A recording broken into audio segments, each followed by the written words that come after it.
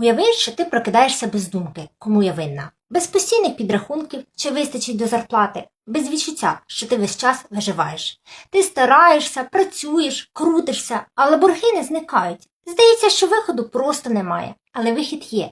Не ще один підробіток до ночі, а нова онлайн-професія, яку можна опанувати з нуля. Без ідеальних умов і без розбирайся сама.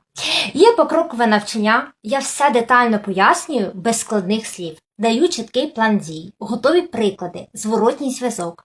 Ти робиш дії і поступово виходиш на свій дохід. Я знаю, як це жити з думкою про борги. І знаю, як змінюється життя, коли в тебе з'являється свій дохід і відчуття опори.